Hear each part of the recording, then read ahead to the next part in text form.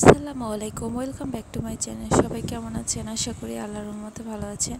তো আমিও ভালো আছি। আমার মাঝে মাঝে অনেক কিছু বানিয়ে খেতে ইচ্ছে করে, তো আজকে সেরকম একটি বানিয়ে খেতে ইচ্ছে করছে। তেলের পিঠা আমার খুব ফেভারিট একটি পিঠা। তো দেখেন আমি কিভাবে বানাই সেটা আপনাদের সাথে একটু শেয়ার করছি। তো প্রথমে আমি একটু গরুর দুধ নিয়ে নিয়েছি এবং এর মাঝে প্রায় 3-4 চামচ সুজি নিয়ে নিয়েছি, তাহলে খুব ফুলে উঠবে। আর যেহেতু আমি চালের গুঁড়ি ব্যবহার করছি না, যে কারণে সুজি নিতেই হবে। আর আটা দিয়েও কীভাবে এত সুন্দর ফুলকো তেলের পিঠা বানানো যায় সেটাও আপনারা দেখে নিন।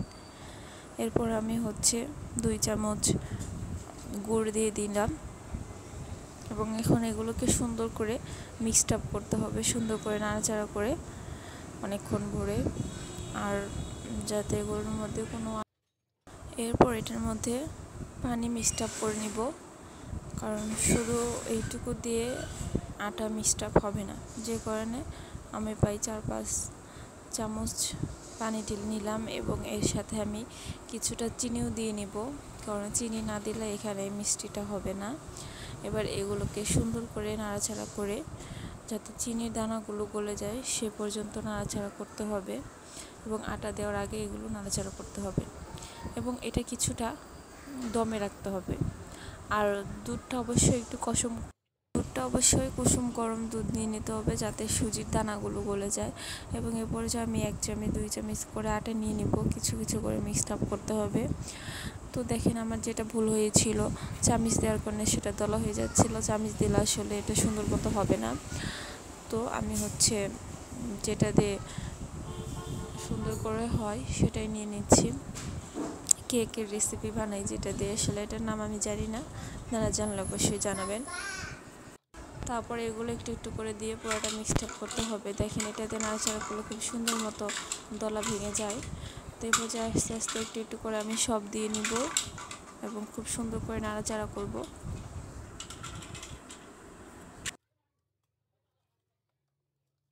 ওই পর্যায়ে আমার একটু ভুল হয়ে গিয়েছিলো, আমি আসলে একটু লবণ দিয়েছিলাম না। আসলে লবণ কোনো খাবারে না দিলে সেই খাবারের টেস্টটা আসলে ভালো মতো আসে না, লবণটা মাস্ট দিতেই হবে। তো আমি লবণ দিয়ে একটু নাড়াচাড়া করে নেওয়ার পর এরপর আমি অনেকগুলো আটা নিয়ে নিব, এবার একসাথে অনেকক্ষণ নাড়াচাড়া করব এবং দেখবেন খুব সুন্দর একটা অবস্থা চলে আসবে এবং আটা এবং ময়দা সব মিক্সড আপ হয়ে যাবে। ফার্স্টে আমি কিছুটা ময়দা দিয়ে নিয়েছি এবং কিছুটা আটাও দিয়ে নিয়েছি। তো এই দেখেন আমার ফাইনাল অবস্থা খুব সুন্দর একটি হয়েছে, সুন্দর একটু ডো হয়ে গিয়েছে। তো এরপর যে আমার হয়ে গেছে, এবারে ডোগুলোকে ভাজার পালা। তো দেখেন আমি চুলায় একটি সুন্দর তাওয়া দিয়ে নিয়েছি। তো এই কড়াইটা গোল, খুব ছোট এবং এই পিঠা বানানোর জন্য খুব সুন্দর। এবং এখানে আমি কিছুটা গরম হওয়ার পর তেল দিয়ে নিয়েছি এবং তেলটা গরম হওয়ার পর পিঠাগুলো আমি দিয়ে নেব। এবং পিঠার ডোটা দেখেন কীরকম হয়েছে। তো তেলটা গরম হয়ে যাওয়ার পর তেল আরেকটু দিয়ে নিতে হবে, যে কারণে আমি আরেকটু দিয়ে নিচ্ছি এবং এরপর আমি এগুলোর উপর একটা একটা করে পিঠা দিয়ে নিব।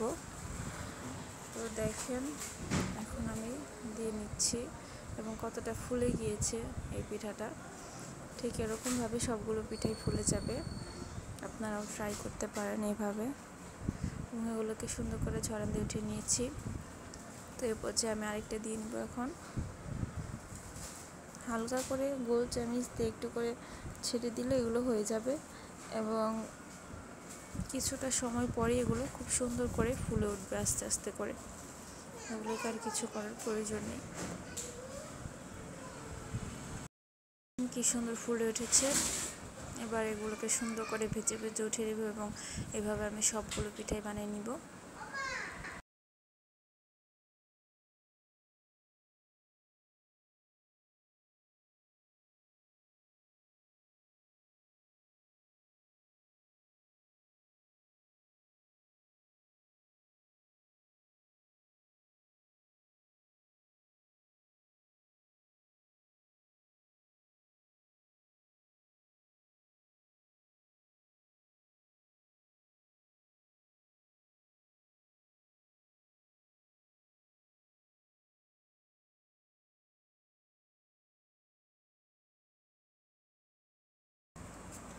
তো এইভাবে আমি আমার সবগুলো পিঠা বানিয়ে নেব। ভালো লাগলে আপনারা এইভাবে ট্রাই করতে পারেন আটা ময়দা দিয়ে তেলের পিঠা, এবং খেতে খুবই ভালো লাগে। তো আজকের মতো এই পর্যন্তই। সবাই ভালো থাকবেন। আল্লাহ হাফেজ।